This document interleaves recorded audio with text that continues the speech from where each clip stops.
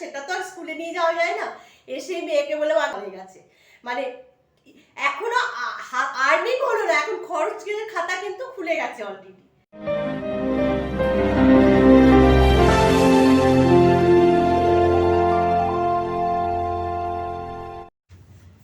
Good morning সকলকে সুপ্রভাত জানিয়ে আজকের ভিডিও শুরু করলাম। আজকে হচ্ছে বৃহস্পতিবারের সকাল। এখন কিন্তু ঘড়িতে বাজছে 6:45। তো 6:45 6:30টায় উঠে পড়েছি আমি। উঠে আগে গ্যাসের আমি প্রেশার কুকারে ডিম আর আলু সেদ্ধ বসিয়ে দিলাম আর চা বসিয়ে দিলাম।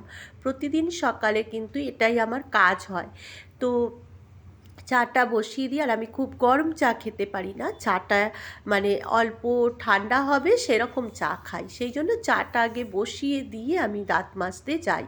দাঁত টাত মেজে মুখ টুক ধুইয়ে তারপরে আমি এসে চা খাই। গোপালকে তুলে ঠুলে চা খাই। তো আজকে মেয়েই তুলে দেবে গোপালকে, আমি রান্না করে নিচ্ছি। তো মুখ ধুচ্ছি একদিকে, আর একদিকে দেখলাম চাটা হয়ে গেছে, চাটা ছেঁকে কাপে রেখে এলাম।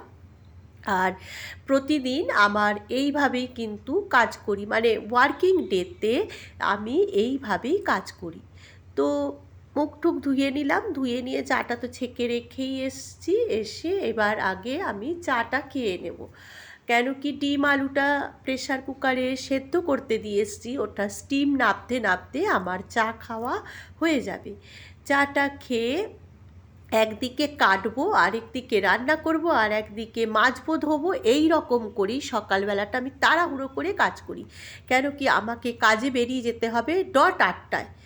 তো যাই হোক, চাটা ফটাফট খেয়ে চলে এলাম রান্না করতে। তো ডিম সারিয়ে নিলাম, 2টো ডিম, মেয়ে আর আমি 2টো ডিম আর 4টে আলু দিয়েছি।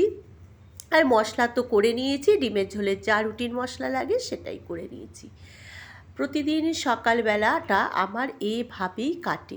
সকালবেলায় আমার এই ব্যস্ততার মধ্যেই কাটে ওয়ার্কিং ডে থাকলে।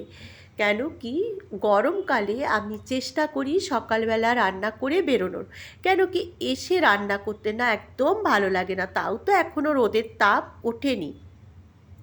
রোদের তাপ উঠলে তখন তো শরীরটা একদম ছেড়ে দেয়, কেন বাড়ি আসতে আসতে প্রায় 12টা 15-20 হয়ে যায়। 12টা অবধি ডিউটি আওয়ার্স থাকে, 12টা 15-20 হয়ে যায়। আবার আনুষঙ্গিক যদি কাজ থাকে তাহলে তো আরও দেরি হয়। তো ডিমের তরকারিটা করে আর একটা সবজি করছি আমি।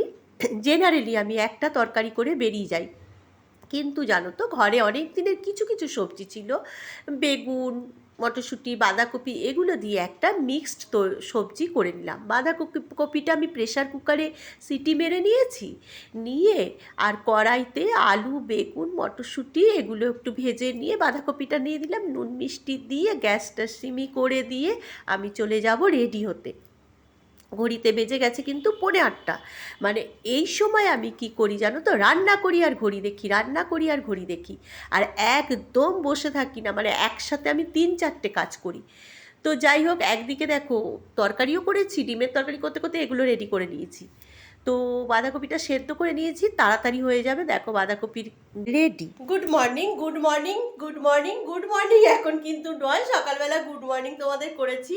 এখন কটা বাজে দেখো, 12টা 20। আমাদের 12টা অবধি ডিউটি, তাই জন্য বাড়ি আস্তে আস্তে 12টা 15-20 হয়ে যায়। সকালবেলা রান্না করে বেরিয়েছি, এইবার আমি ভাত করব, ভাতটা করলেই হয়ে যাবে। আর মেয়েকে বললাম স্নান করে পুজোটা দিয়ে নে, তো ও স্নান করে পুজোটা দিয়ে নেবে, আমি প্রেশার কুকারে ভাতটা বসিয়ে নেব।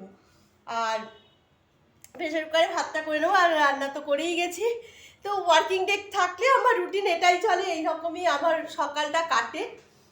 তো মেয়ে স্নান করে পুজোটা দিই, ততক্ষণে আমার ভাত বসিয়ে দেবো প্রেশার কুকারে, 4টে সিটি মারলেই ভাত হয়ে যাবে।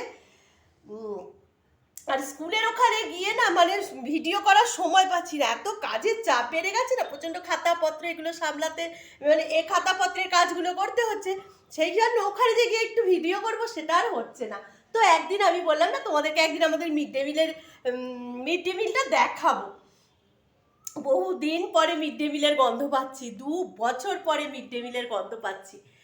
তো চলো এবার স্নান টান করবো আর ভাত বসাবো। তো দাঁড়াও, বড্ড হাঁপিয়ে গেছি। এই থাকলে না এই সময়টা স্পেশালি গরমকালে এই সময়টা এসে হাঁপিয়ে যায়, মানে না কি বলবো, এই সময়টা এসে শরীরটা এতটাই ছেড়ে দেয় কিছু করতে ভালো লাগে না। আর এই যে মেয়েকে বললাম ওষুধ দে, এসে আমাকে ওষুধ খেতে হয়। ওষুধ আবার কি বয়ে নিয়ে যাব, এটা একটা হোমিওপ্যাথি ওষুধ খাচ্ছি। তো হোমিওপ্যাথি ওষুধটা জলে ইয়ে করে খেতে হয়, জলে মিশিয়ে খেতে হয়, তো সেটা তো আর স্কুলে নিয়ে যাওয়া যায় না। এসে মেয়েকে বললাম আগে ওষুধটা দে, তো ওষুধটা খেলে ওর মেয়ে গেছে স্নান করতে, আর আমি এই যে প্রেসার কুকারে ভাত বসিয়ে দেবো। আর প্রেসার কুকারটা কি ফেলে দিয়েছিলি? হ্যাঁ ফেলে দিয়েছিলি, এই তো ডাটটা ভেঙে গেছে, এই তো ডাটটা ভেঙেছে। আমি জানিও না বাড়িতে একটা এটা কুচবি মানে ফ্রেম করার জন্য কুচবি, এটা ওটা নড়ে না, আমি ফেল যাবো, একটু ফেটে গেছে। আরে ভাই আমি কি আজকে সকালবেলা আমি দেখছি প্রেসার কুকারের ডাটটা, আমি রান্না করতে গিয়ে দেখছি ডিম আলু সেদ্ধ করতে গিয়ে যে ডাটটা প্রেসার কুকারটা ফেলে দিয়েছি। আমি ফেলিনি। যাই হোক শিকার তো এখন করছে না, ঠিক আছে চলো এখন আর মা মেয়ের ঝগড়া তোমাদেরকে শোনাবো না, এটা আমাদের চলতেই থাকে। আমি এসে ওকে দোষারোপ করি আর ও অস্বীকার করে। তো যাই হোক এটা কোনো না কোনো ভাবে পড়ে গেছিল, যার জন্য হ্যান্ডেলটা ভেঙে গেছে, আবার এই হ্যান্ডেল সারাতে হবে। মাসের 3 তারিখ এখনো টাকা তুলতে পারিনি, কালকে বিকালে মাইনে এসেছে এখনো টাকা তুলতে পারিনি, তার আগে খরচের খাতা খোলা হয়ে গেছে, মানে এখনো আর্নিং হলো না, এখন খরচের খাতা কিন্তু খুলে গেছে অলরেডি। তো চলো ভাত বসিয়ে নি আজকে ইচ্ছা আছে তোমাদের সাথে খেতে খেতে একটু গল্প করা। আর চলো লাঞ্চ মেনুটা দেখিয়ে দিই তোমাদেরকে, দাঁড়াও। দেখিয়ে যেতে পারিনি কি কি রান্না করেছি, এই যে বাঁধাকপি বেগুন মটরশুঁটি দিয়ে ঘ্যাটটা করেছি, এটা খেতে দারুণ হয় রুটি দিয়ে, আর হচ্ছে ডিম কষা, ব্যাস এটাই খাওয়া। তাহলে চলো দেখিয়ে দিলাম, সকালবেলা দেখিয়ে যাওয়ার সময় পাইনি, সকালবেলাটা না ভীষণ ব্যস্ততার মধ্যে থাকে। এইবার কিন্তু আমার এখন কাছাকাছি আছে, একটুখানি অল্প করে কাছাকাছি করে নেব, আর ভাতটা বসিয়ে তো ভাতের সিটি পড়তে যতক্ষণ লাগবে কাছাকাছি করবো, আর মেয়ে স্নান করে পুজোটা দিয়ে নিই, তারপরে লাঞ্চ করতে করতে তোমাদের সাথে আজকে কথা বলবো। তো চলো এখন টাটা। এখন বাজে ঘড়িতে 5টা 25, 5টা 25-এর সময় আমি রেডি হয়ে নিয়েছি।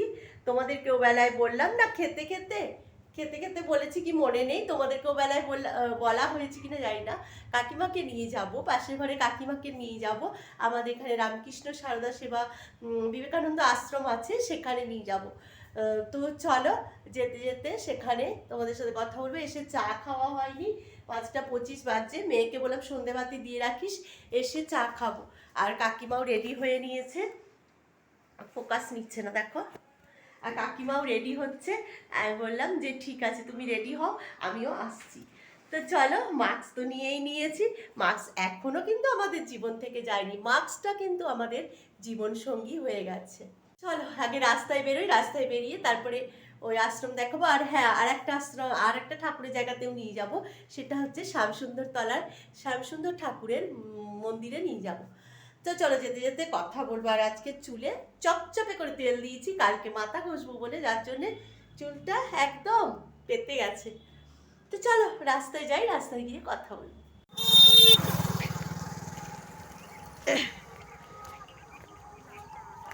কি সুন্দর মাঠের সবুজ বলো, চারিদিকে আলু গাছ হয়েছে,